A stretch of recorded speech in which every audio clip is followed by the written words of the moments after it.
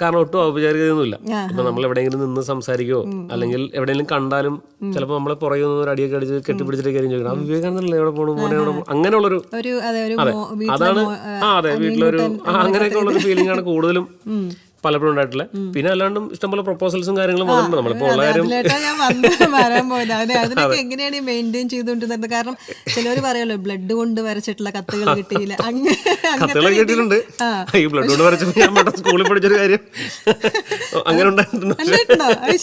അതൊക്കെ എനിക്ക് വേണം പിള്ളേരുടെയൊക്കെ ആ ഒരു സമയത്തുള്ള ബ്ലഡ് കൊണ്ട് പേരൊക്കെ ചോദിച്ചാൽ എനിക്ക് കാണിച്ചു തന്നിട്ടുണ്ട്.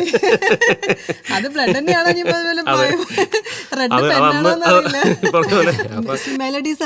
മെലഡീസും ഫാസ്റ്റ് നമ്പേഴ്സും ഒക്കെ പാടാറുണ്ടെങ്കിലും നമുക്ക് നമ്മളിപ്പോൾ ഒരു സ്റ്റേജിൽ പലപ്പോഴും പെർഫോം ചെയ്യുമ്പോൾ നമ്മൾ കൂടുതലും ഓഡിയൻസിന് താല്പര്യമുള്ള അല്ലെങ്കിൽ പോപ്പുലർ ആയിട്ടുള്ള സംഭവങ്ങളായിരിക്കും. ഞാൻ എൻ്റെ ഫേസ്ബുക്ക് പേജിലും യൂട്യൂബിലും എപ്പോഴും ഇടുന്നത് എനിക്ക് പേഴ്സണലി ഇഷ്ടമുള്ള, നമ്മളൊരു പേഴ്സണൽ ഫേവറേറ്റ്സ് ആണ് അവിടെ കൂടുതലും ചെയ്യുന്നത്.